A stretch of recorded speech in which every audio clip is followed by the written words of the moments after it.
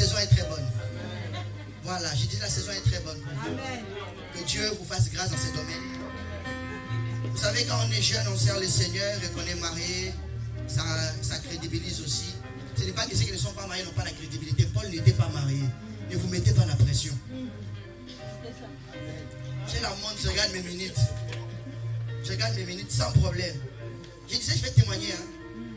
Vous savez, ce qui devait être fatal cette nuit, c'est que quand tu viens, tu t'assois, on te dit, le serviteur de Dieu prédestiné qui était invité est mort.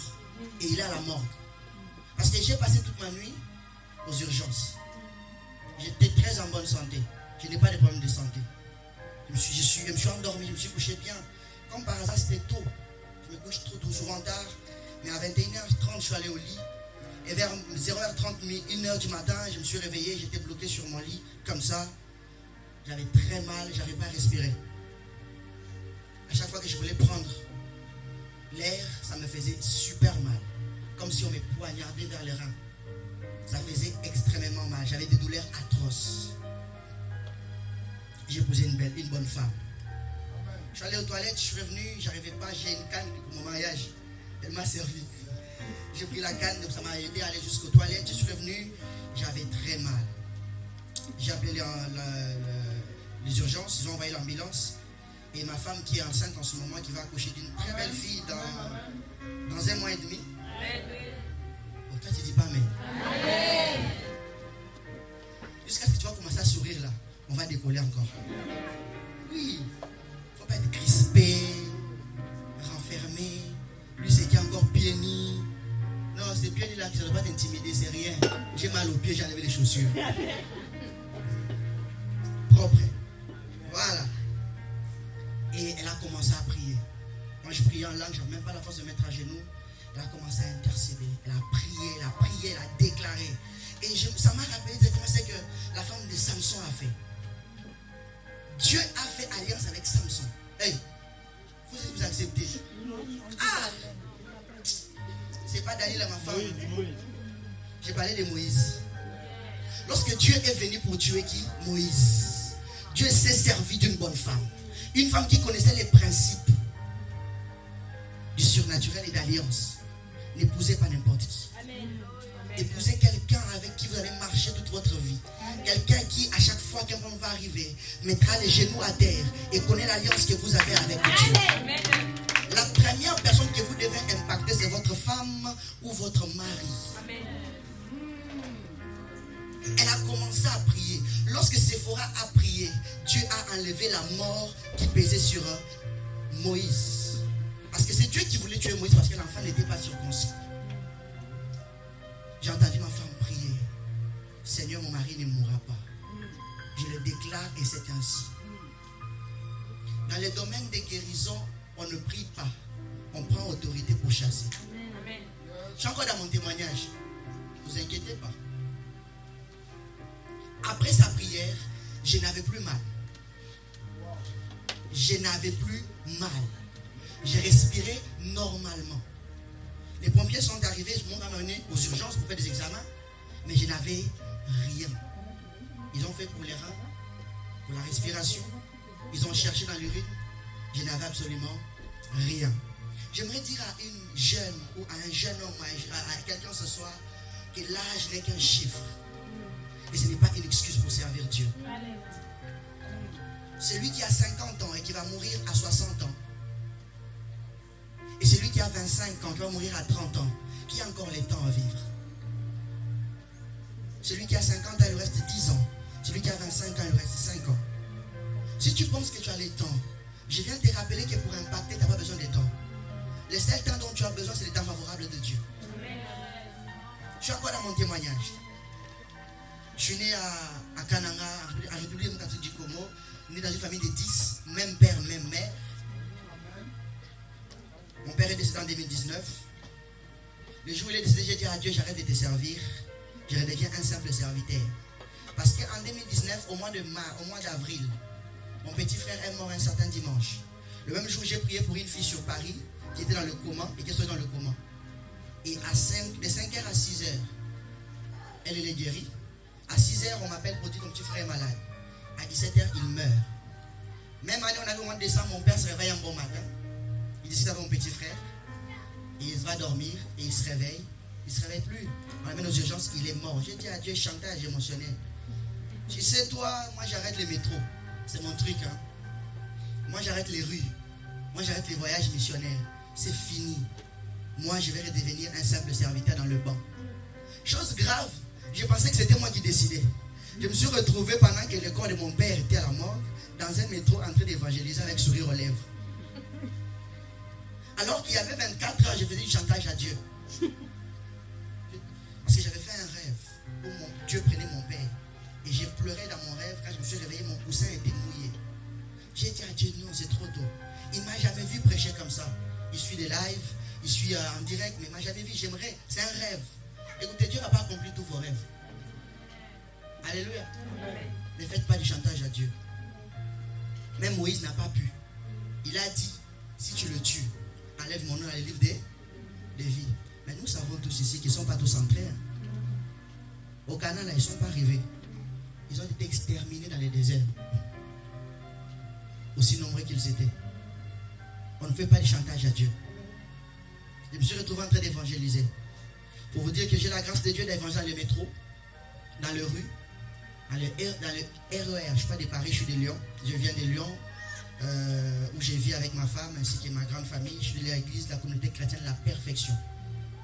Ça fait 7 ans que je suis dans le ministère, à servir Dieu dans les rues, dans le métro, à l'église, responsable de la jeunesse, pasteur assistant, et à faire aussi des voyages missionnaires partout où le Seigneur me demande d'aller. C'est ça mon travail. Le jour où je suis allé pour épouser ma femme, j'ai rencontré mon beau-père pour la première fois dans un restaurant. La première question, tu fais quoi dans la vie? J'ai dit, je prêche dans les métros. Et c'est vrai, sa fille m'a regardé. Le papa m'a regardé. J'ai pas entendu, tu as dit quoi? J'ai dit, je prêche dans le métro. C'est ça ta vie? J'ai dit oui. Imaginez-vous, vous avez éduqué votre fille, école privée, un mec qui vient avec juste un simple bac. J'étais à la Sorbonne, on m'avait pris, hein, mais je n'ai pas fini. Je suis tombé dans la dépression. Je regarde mon temps, vous inquiétez pas. Je suis tombé dans la dépression parce que je voulais faire preuve d'intelligence. Parce que je l'étais. Accepter la Sorbonne, c'est pas chose facile.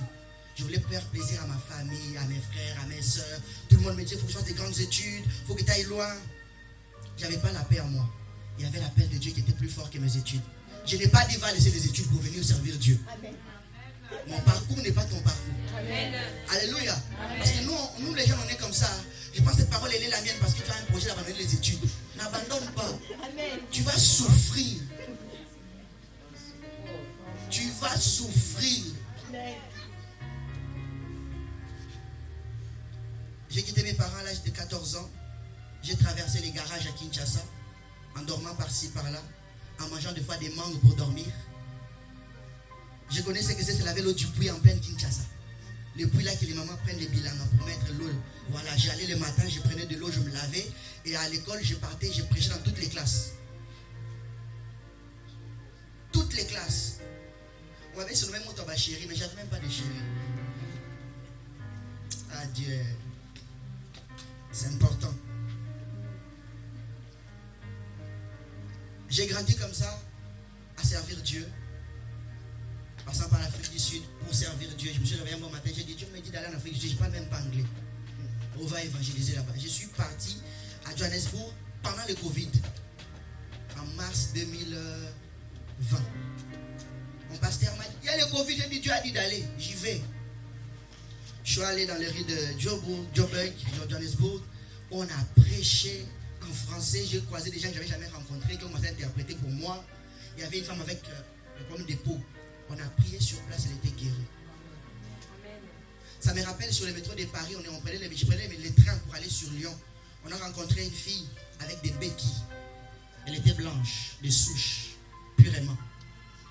Elle venait pour entrer dans le métro, on l'a intercepté avec le groupe qu'on avait. On a dit, on va prier pour toi. Elle ne voulait pas. Elle a dit, on va prier pour toi. De toute façon, tu n'as rien à perdre. Que tu marches, que tu ne marches pas, tu es venu boiteux. Donc, voilà. Il faut seulement essayer. Elle a commencé à rigoler. Elle a seulement donné une petite chance. Elle a ouvert une petite brèche. On a touché, on a déclaré. Elle a laissé les béquilles, elle a commencé à courir. Amen. Elle a repris ses béquilles. Elle est allée dans le métro et elle est rentrée. Ces témoignages m'ont toujours gardé dans la rue. C'est là où il y a la plus grande église. Le plus grand nombre de personnes peuvent écouter ton message. Avant de commencer à avoir mal dans l'estomac parce qu'on ne te laisse pas la chair à l'église, il y a beaucoup de chair à l'extérieur, tu sais. Amen.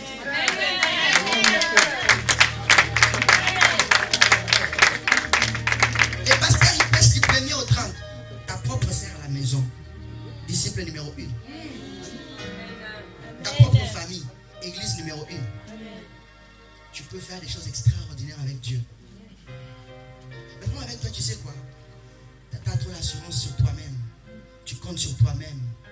Tu penses que ça va marcher selon que toi tu veux que ça marche. Ça n'ira jamais de la manière dont toi tu voudras. Ça ira de la manière dont Dieu veut que ça marche. Tu vois, je dis reçois, tu ne vas rien recevoir. Je laisse la charge aux éminents hommes de Dieu qui vont venir après moi de le faire. Je vais partager avec toi encore quelques minutes sur Josué chapitre 6, non, Juge chapitre 6, le verset 12 au verset 13. Si toi tu n'as rien compris de mon témoignage là, ce n'est pas mon problème. Au moins quelqu'un a eu quelque chose qui l'a encouragé. Amen. Comme ça, on a demandé de parler d'impacter. Va et impact. Chers frères et sœurs, aujourd'hui nous allons plonger dans les récits bibliques de Gédéon qui nous rapporte Juge chapitre 6, le verset 13 au verset 12 au verset 13. Est-ce qu'on peut lire s'il vous plaît? Le verset 12, il est écrit: l'Éternel est avec toi, vaillant héros. Gédéon, un homme ordinaire, reçoit de la part d'un homme extraordinaire un appel extraordinaire. À chaque fois que Dieu viendra te parler te concernant, sache que les décrets ont été signés et ça ne demande pas ton accord et ton aval. Parce qu'à chaque fois que tu impacteras, cela ne dépendra pas de toi mais dépendra de Dieu qui t'accompagne. La réalité n'est pas la vérité. Parce qu'un enfant de Dieu ne marche pas selon la réalité mais selon la vérité biblique. Et quelle est la vérité biblique? Nous marchons selon la foi et non pas selon la vue. Qu'est-ce que tu vois autour de toi aujourd'hui? Qu'est-ce qui t'entoure aujourd'hui? L'échec, le manque, les opportunités, les portes qui ne s'ouvrent pas, la misère, la solitude, la dépression. Ça, c'est une réalité que le monde met autour de toi pour t'empêcher de voir au-delà de cela. Parce que c'est l'invisible qui influence le visible. Les diables aimeraient te garder dans un semblant d'amertume pour t'empêcher de croire. Mais sache qu'à chaque fois que Dieu vient vers toi, ce n'est pas, en fait, c'est toi qui te rends compte que Dieu est en train de te parler, qu'il est venu vers toi. Mais depuis tout ce temps, Dieu était avec toi.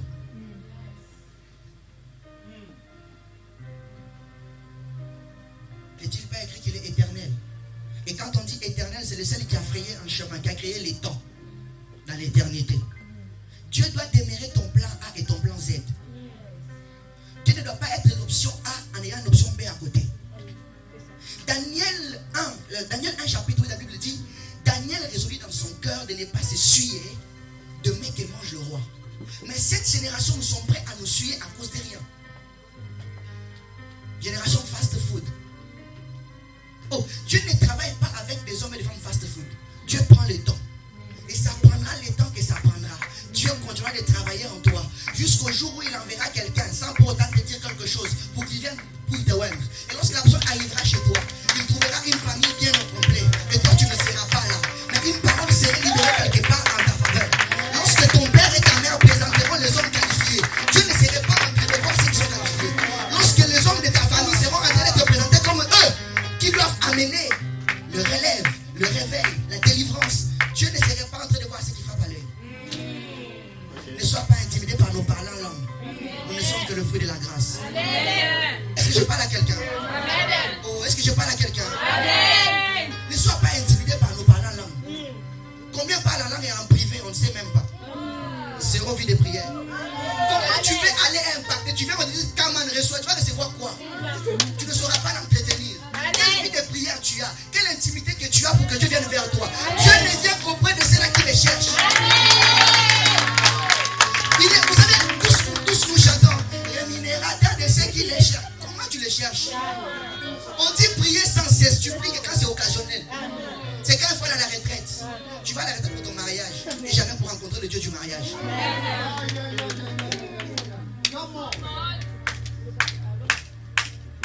Si Dieu est venu vers Gédéon, il a trouvé quelqu'un de disponible. Le pasteur Moïse les chante. Je ne suis pas beau, je ne suis pas mieux, je ne suis pas grand, je suis juste disponible.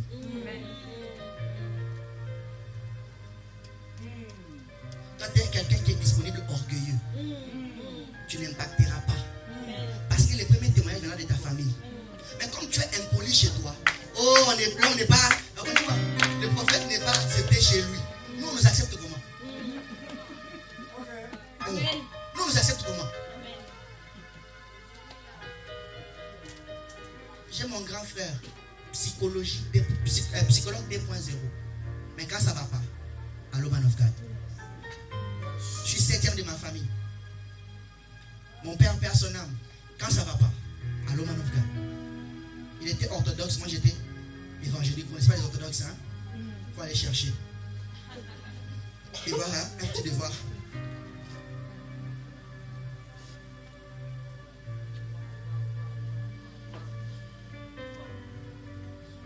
Chers chrétiens, il faut savoir une chose. L'appel divin et la puissance de Dieu répond à un besoin quelque part. Lorsque nous travaillons, ce n'est pas pour Dieu que nous travaillons. C'est parce que Dieu veut au travers de nous répondre aux besoins des autres. Personne n'est indispensable dans le champ de Dieu. Personne. Personne. Au salolé, non, non, non. Toi avec qui? Alléluia. Amen. Lorsque Dieu fait appel à Gédéon, ces derniers, on voit l'humilité. C'est l'humilité qui te qualifie. C'est l'humilité qui t'expose à la grâce de Dieu. Parce que l'appel n'est pas réservé aux plus forts, ni aux plus coriaces, ni aux plus grands. L'appel est réservé à ceux qui ont soif de voir un changement. Amen. À ceux qui aspirent, à ce que les choses se transforment dans leur entourage. Toi, tu veux que Dieu t'appelle pour aller changer les autres, alors ta propre famille. Tu ne pries même pas pour ta famille. Amen. L'impact doit commencer à Jérusalem. Alléluia. Amen. L'impact doit commencer où? À Jérusalem. Même s'ils ne vont pas croire, tu commences d'abord là-bas. Vous savez, je reviens sur l'exemple de David. Qu'est-ce qui est fait? Le prophète, quand il arrive chez David, on lui présente le plus beau, le plus grand, le plus fort, le plus coriace, le plus capable. Et les parents arrivent à dire que c'est tout ce qu'on a comme enfant. Ça peut être ton cas. Lorsqu'on parle de tout le monde, personne ne parle de toi. Lorsqu'on présente tout le monde, personne ne te présente. Tu es dans l'anonymat. On ne te considère pas. Et tu te sens le plus moindre. J'aimerais te dire, l'âge n'est qu'un chiffre. Amen. La réalité n'est pas la vérité. Amen. La vérité est qu'avec Dieu, nous ferons des exploits. Amen. Ça, c'est la vérité. Amen. Ça, c'est la vérité. Amen. C'est qu'avec Dieu, nous ferons des exploits. Une parole qui a été libérée au ciel pour toi tombera sur toi. Amen. Le Dieu de la prophétie demeure fidèle. Amen. Même si le prophète qui interprète le message n'est pas fidèle, il peut prophéter sur X alors que c'était pour Y. Ça va s'accomplir la vie de Y. Amen. Le prophète regarde, il dit, hey, Seigneur, je suis venu pour oindre. J'ai vu tout le monde. Qu'est-ce qui se passe? On va dire, je suis un faux prophète. J'ai donné un faux message. Non, ce n'est pas de la faute du prophète. Parce qu'à la maison, il y a un qu'on ne considère pas. Il y a un qu'on ne peut pas voir. Quand on veut présenter les autres prophètes, on est pressé de présenter nos amis aux prophètes. Mais les autres, là, lui, là, pardon. Ah, pardon. Ah, pas lui, pas elle. Et c'est à ce moment-là que le prophète retourne encore vers Dieu. Mais on a présenté tout le monde. Mais qui est-ce que tu veux que je puisse voir? Et là, il pose la question, est-ce qu'il ne manque pas un? Seigneur. Est-ce que David savait? Lorsque Dieu serait en train de décider dans les lieux secrets, tu ne seras pas au courant. Sois fidèle à ton poste. Amen. Lorsque tu seras en train d'honorer ton père spirituel qui t'a dit de mettre les petits troupeaux qu'il t'a donné là, les petits là qui t'a donné là, les petits missions dans l'église de faire le protocole là, continue de faire le protocole. Avec tes 50 versets, tu vas faire le protocole. Avec ton onction, fais le protocole. Avec ta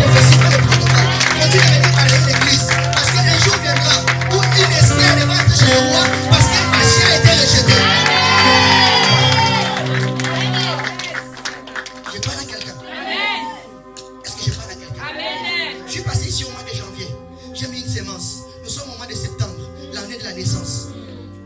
Je parle à quelqu'un. Amen. Dieu ne fait rien au hasard.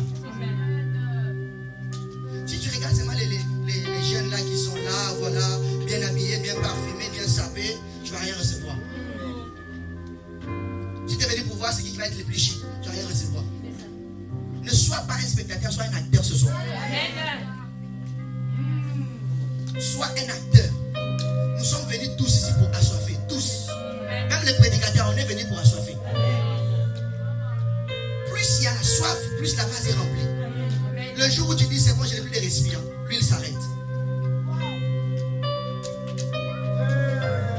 Vous voulez que la France change avec quel genre de personnes? Pardonnez-moi de vous dire ça.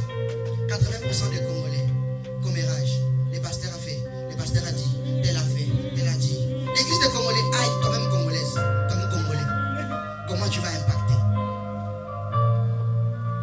Vous savez, pour impacter dans ton église, commence par parler de ton église. Toi, tu as honte de parler de ton église. À cause des rumeurs sur ton pasteur, tu as honte de parler de ton église.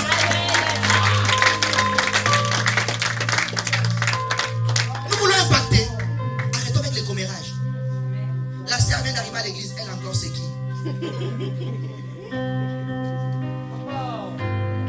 Tu veux impacter. Aie un cœur. Le cœur de Dieu doit battre en toi. Ce que Dieu veut doit battre en toi. Est-ce que tu as la soif de voir la France transformée, la France changer? Je ne dis pas qu'il va dans les métros comme moi. Non, chacun a son appel. Mais qu'est-ce que tu peux faire dans ton domaine? Fais-le bien. Fais-le bien. Donne-toi à fond. Donne-toi à fond. Matin, midi, soir, fléchis les genoux et prie. Vous savez, beaucoup de gens qui prient pour eux ne le disent pas. Parce qu'ils n'ont même pas besoin qu'on puisse le savoir. C'est à cause de qu'on a encore la manie de nous tenir là devant, de prier, de parler devant de Dieu. Parce qu'il y a des intercesseurs anonymes qui n'ont pas besoin de frapper la poitrine. Oh, pasteur Noé, je prie pour toi. Prophète Dogba, prophète Steve, je prie pour toi. Toi, tu aimes sympathiser avec tout le monde. Tu aimes sympathiser avec tout le monde. Tu aimes flirter avec les péchés. Même dans la déportation, dans les moules comment il s'appelle? Daniel. Daniel est resté fidèle. Même quand Dieu l'a élevé, il est resté fidèle. S'il devait prier 12 fois par jour, il prie 12 fois. C'est comme ça que tu impacteras. On dit dans la Bible que David a reçu le double d'esprit. Il n'y avait personne à Babylone qui avait l'esprit de qui? De Daniel. Écoutez, lorsque tu vas commencer à impacter, même les occultistes vont s'attacher à toi. Oui, oui. Oui, oui. Même les occultistes vont s'attacher à toi. Auront besoin de tes services. Nabucodonosor, n'est-il pas allé voir Daniel? Il savait, il était convaincu, il croyait pas en Dieu, mais il savait que les Daniel, quand j'étais dans la fosse au lion là, que tu montes, que tu descends, son Dieu là est puissant. Il est fort. Ton impact doit quitter les limites qu'on t'a établies. Tu dois élargir l'espace de ta tente. Tu dois voir comme Dieu voit. Tu dois entendre comme Dieu attend. Qu'est-ce que Dieu dit? Le monde attend avec un désir ardent la révélation des fils de Dieu. Maintenant, le monde attend, mais nous on condamne le monde. Nous on juge le monde. Nous on est là à critiquer le monde. Oh, attendez. Mais eux, ils nous attendent, non? Les réveils que tu attends passera par toi. Il n'y a personne d'autre qui doit passer par ça. C'est toi qui dois mener le réveil. Est-ce que je parle à une âme? Je parle à un cœur. Amen. Je vais chuter, ne t'inquiète pas. On veut le réveil, mais on ne peut pas payer le prix du réveil. Qui t'avait dit que tu ne souffriras pas en tant que chrétien? Oh, impacter, c'est aussi mourir comme Paul. Attends, ça t'as pas dit amen. Hein? Là, il n'y a pas d'amen. Je disais impacter, c'est aussi mourir comme Paul. C'est bien, je porte ma cravate, chemise bien parfumée, bien coiffée. Mais je dois être prêt. Que le monde où je vais, il n'y a pas des agneaux, il y a des loups ravisseurs. Dans le monde où je vais, il y a des voleurs et des bandits. Dans le monde où je vais, ils sont prêts à me lapider, à me tuer à cause de la vérité. Je dois le savoir. Si c'est au prix du sang qu'on a l'évangile, on sera prêt à payer le même prix. Impacter, c'est dormir des fois affamé. C'est faire des kilomètres à pied. Pas besoin que les pasteurs me payent les transports retour. C'est toi qui dis ça. Impacter, c'est aussi prendre nos finances et mettre à l'œuvre de l'évangile. Tu vois, tu n'as pas dit amen. Mais tu es la première à dire que Dieu te bénisse. Amen. Tu seras millionnaire. Amen. 0 € pris contribué pour l'avancement de l'œuvre de Dieu. a des beaux instruments. Ah, ils ont bien chanté. Hein. Même quand ça tombe en panne, tu n'impactes pas avec tes finances. KFC, inflation. McDo, inflation. Fais les calculs par mois, combien tu dépenses. Pour KFC, pour McDo. Comme tu ne peux pas aller à les métros. Moi, tu peux pas, voilà. Soutiens l'œuvre de Dieu. Est-ce que j'ai parlé à une femme? Amen.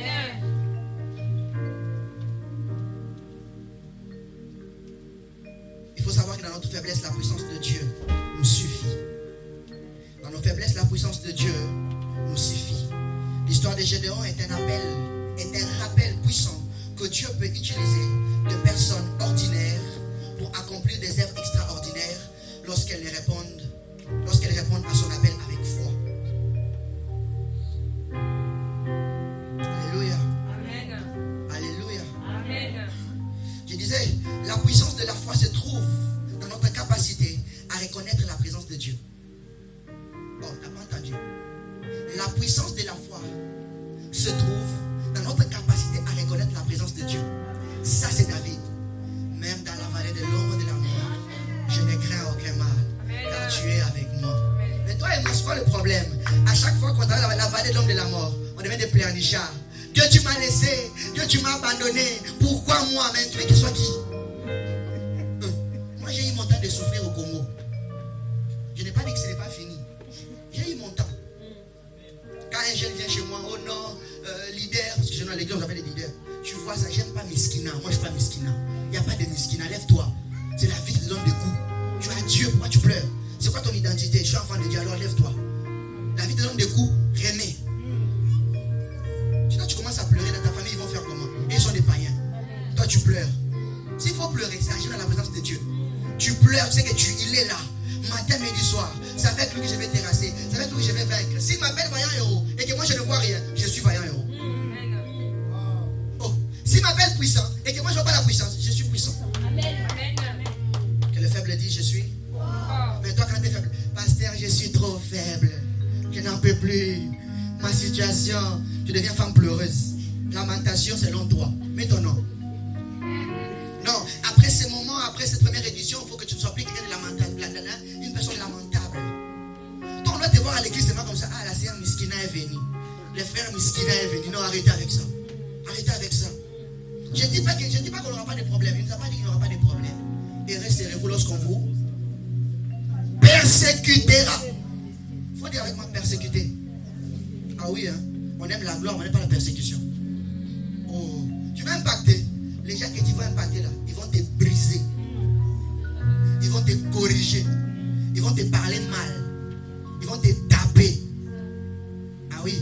Mais sois fort à répondre le mal par le bien. C'est comme ça que tu vas impacter. Amen. À répondre la haine par l'amour. C'est comme ça que tu vas impacter. Il n'y a pas un plus grand message que le message d'amour. Je peux mettre mon téléphone dans ma poche, prendre tout ce que j'ai écrit là. Je ne sais même pas. Je ne tiens même pas compte de ce que j'ai écrit. Je laisse que ça coule. Si ça peut parler à un cœur. J'aimerais que ça coule. Si ça peut parler à un cœur. Il me reste 5 minutes pour te parler encore et parler à ton cœur. Est-ce que tu es prêt? Amen. Je te dis encore quelques mots. Amen. Dieu est bon. Dieu est bon. Dans Genèse chapitre 1, le verset 1 à 3, on commence par la création, tout le monde connaît ça. Et quand on arrive au verset 3, il est écrit, et Dieu dit que la lumière soit. Et la lumière fut.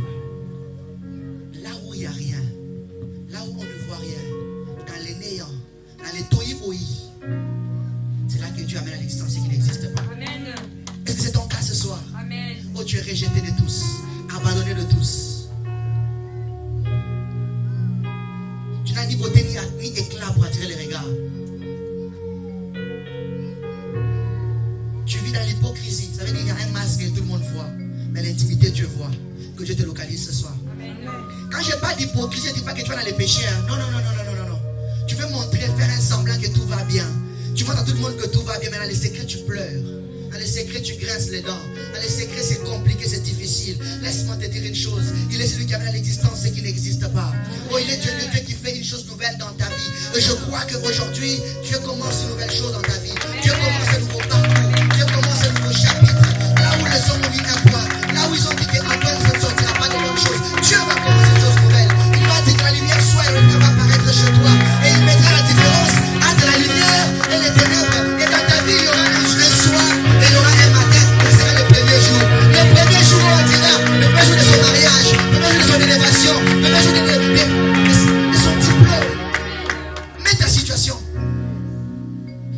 les jours pour ta mort, ils vont commencer à compter les jours en plus. J plus 1, J plus 2, J plus 3, J plus 4, J plus 5, J plus 6.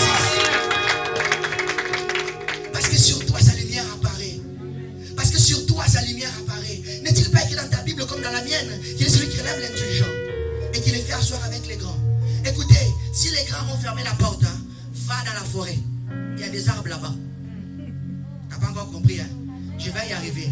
Si les grands ont fermé leurs portes, va dans la forêt, exerce-toi. Coupe des gros branches là, des gros arbres là. Commence à les scier, commence à les tailler, commence à faire des portes et deviens une porte. Et lorsque tu deviendras une porte, ne deviens pas orgueilleux. Commence à ouvrir pour les autres. Tu commences à ouvrir, tu commences à ouvrir. Et Dieu est en train de faire une chose nouvelle dans ta vie. Et c'est comme ça que tu vas impacter dans ton entourage. En répandant l'amour, là on a répandu la haine. Écoutez, si Dieu prend l'indulgent et le fait asseoir avec les grands, ça ne veut pas dire qu'il est devenu grand ce jour-là. Dieu l'avait déjà vu grand. Mais la réalité faisait que c'était un indulgent. Lorsqu'on dit un indulgent, c'est par rapport à notre vision de voir les choses. Par rapport à notre façon dont on conçoit les choses, on voit un indulgent. Mais Dieu voit un grand. Et qu'il les fait asseoir aussi avec les grands. Écoute, que Dieu fasse de toi un grand. Amen. Si les humains te privent de choses, Dieu te donne au-delà de ce que les humains peuvent te donner. Par quelle est la bolimoté? Même dans les ministères, par quelle est la cherté? On ne commande pas la chair. On ne commande pas les invitations. On ne commande pas les ministères. On n'est pas là à chercher tout bout de champ qui va m'inviter dans son live. Non, c'est pas ça. Dieu ne t'a pas invité pour participer dans le... Dieu t'a pas appelé pour participer dans les lives. Alléluia. Amen. Oh, Dieu peut faire de toi un grand. Un grand. Retiens cela. Là où on a fermé les portes, va dans la forêt. Coupe un arbre. Reviens avec. Ça va peser sur toi. Ça va prendre du temps. Ça sera compliqué. Ça sera lourd à porter. Mais une chose est sûre. Même lorsque tu verras les géants au Cana, les Cana t'appartiennent. Ne sois pas comme les restes. Sois comme Aaron et Caleb. Non, comme Josué et Caleb. Ils ont vu les géants, mais ils ont pas vu la parole qui a été libérée sur leur vie.